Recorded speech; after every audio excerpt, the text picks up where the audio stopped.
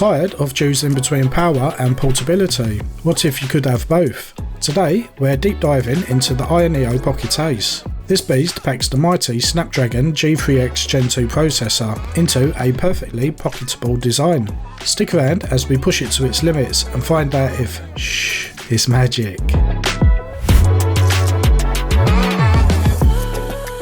The AYANEO Pocket ACE measures around 6.9 by 3.2 by 0.72 inches and weighs around 310 grams. The 4.5 inch IPS touchscreen with a 1620 by 1080 resolution takes up the majority of the front. The AYANEO displays are always of great quality, with high brightness and colours that pop out of the screen. On the sides are the D-pad, dual Hall effect analogue sticks and your usual gaming buttons. On the bottom edge are two pairs of buttons which are back and performance mode switch, and the clear plastic buttons are for the AYASpace overlay and home. Strangely, the two clear buttons look like they should have RGB lighting, but they do not. On the right side is a covered micro SD card slot for expanding the storage. Along the top are linear Hall effect triggers and shoulder buttons on either side. Beside those are LC and RC buttons which can be configured in the AYASpace software. There are volume buttons and a power button which has a built-in fingerprint sensor for fast logging in. The bottom has a USB 3.2 Gen 2 Type-C port which you can use for video output or connect to external storage. The model we are concentrating on is the retro power model, but it is also available in Shadow Dance Black and light white colours. The size and feel fits into that just right category, where it's not too small like the Pocket Micro and not massive like the AYANEO Pocket S or Evo. You get the trade-off with a good sized display, whilst remaining very portable, easily kept in a jacket pocket for example. The AYANEO Pocket ACE features the Snapdragon G3x Gen 2 processor with Adreno A32 graphics. We have seen it used in the AYANEO Pocket S and DMG models, and it is the current highest performance chipset used in these Android handhelds. There are choices of 8, 12 or 16 gigs of LPDDR5X storage, and depending on the RAM there is 128 gigs, 256 gigs, 512 gigs or 1 TB of UFS storage. For communications there is a high-speed Wi-Fi 7 and Bluetooth 5.3 for wireless peripherals. Powering it all is a 6000 mAh rechargeable battery that supports up to 40 watts PD fast charging. In our battery life test whilst on the performance profile at full brightness to really push everything to the maximum whilst running Antutu, we got a battery life of 2 hours 55 minutes. Average usage will put you well within the 6 to 8 hour range, and longer with some lower power management. In our fan noise and temperature tests, also performed whilst running Antutu, we got a barely audible fan noise for the lowest fan speed, averaging around 48 decibels and highest 70 decibels with the full fan speed. You probably won't need it on the highest, average seems fine. We got around 48 degrees C whilst performing these tests.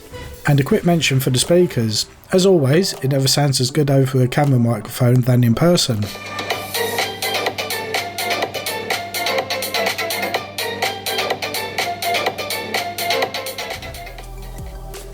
The AYANEO Pocket ACE runs Android 13, which is a fairly up-to-date version and widely used in Android handhelds. The AYANEO home screen is fairly basic but functional. It is quick and easy to use and there's no complaints there. The AYASpace front end is for your game collection. You will need to manually set this up and ideally have the Pegasus or Emulation Station config files to get the box art. Otherwise, you will only get the game name. The AYA Settings app covers everything you need to control on the device, from the performance settings, controller configuration, system settings and updating the software. It's a nice touch that gives it a more premium look and feel. As always, we will run some system benchmarks to see the device's performance as well as comparing with other models to see how it shapes up. For legacy purposes, testing Geekbench 5, we got around the expected scores for both single and multi-core CPU performance. The Odin 2 Portal does take first place in the results, and the Ace has a mix of second and third place with the Pocket S. On the newer Geekbench 6, we again see good scores. There are similar single core scores to the Pocket S, but we do see a noticeable gap on the multi-core scores. On 3D Mark, as expected, we maxed out the scores on the Slingshot benchmark. On the Wildlife Extreme benchmark, we got a great score of 4,227, taking first place in the results, which is great to see. It is also here where we see the Portal drop a few places due to the lower performing GPU. Antutu performs a series of tests across various Android functionalities. The AYANEO Pocket Ace did great with the highest scores we have in our benchmarks, just ahead of the AYANEO Pocket ACE.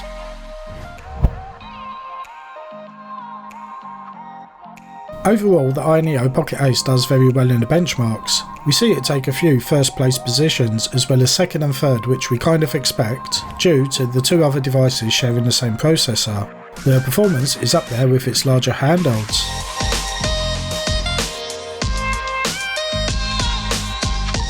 We tested our usual selection of Android games, ranging from the lower demanding to higher demanding, and had no issues with performance.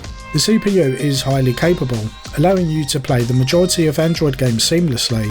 Additionally, the software includes an option to spoof its phone type, enabling compatibility with games restricted to certain phone models, such as the Xiaomi 14 Pro, which enables higher frame rates in games. For games that do not support controls, you can of course use the built-in screen mapping function, which works great. This maps the game controls to the on-screen input and makes a wide variety of games playable with the controls. As we saw when reviewing the AYANEO Pocket ACE and DMG, the CPU is very capable for emulation. You will have no issues running just about every emulator up to the PS2 era with no worries about performance. Let's take a brief look at a few in action. With the now discontinued Ether SX2, you should not have any issues running compatible games. Depending on how demanding the game is, you can increase the rendering resolution as well as a few graphics tweaks to improve the visuals. On the Citra emulator, we overall see very good performance. Again, depending on the game, you can improve the visuals with some upscaling. You may find a few higher demanding games have some initial shader cache lag, but nowhere near enough to spoil the gameplay. The Vita emulator, Vita 3K, runs very well on the Pocket ACE. For low to medium demanding games, you can increase the rendering resolution for some impressive results. The emulator is always improving, and we can only expect even greater performance over time. With the now discontinued user emulator and its forks, we see mixed performance.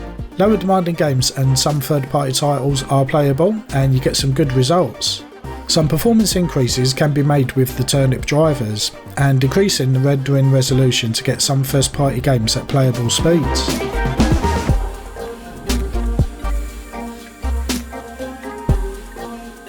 The AYANEO Pocket ACE is placed in the middle of AYANEO's family of Android-based handhelds. We have the smaller Pocket Micro models with lower performance CPU, as well as the Pocket DMG and the larger Pocket S and Evo, all with the impressive Snapdragon processors. There is a great balance of portability and display size, all whilst keeping the high performance. And the Pocket ACE has great performance, claiming first in a few results and second and third in some others. We didn't have any issues with the temperatures or high fan noise, though the battery life was a little shorter than the Pocket DMG, but not enough to be a concern. With the Pocket ACE you do have to make some sacrifices, such as an IPS display at 60Hz instead of the OLED or higher refresh rates found on the other models. For some this is important, and may be your deciding factor on which device to buy. If you are in the market for a high performance, very portable Android handheld, the AYANEO Pocket ACE is an excellent choice. You can learn more about and buy the AYANEO Pocket ACE from us at DROIX. Visit droix.co.uk or droix.net for worldwide shipping and grab yours now. If you haven't already moved on to the next video, congrats! Please take a moment to subscribe as it helps to keep this channel growing. Thanks for watching, and we will see you back in the next video.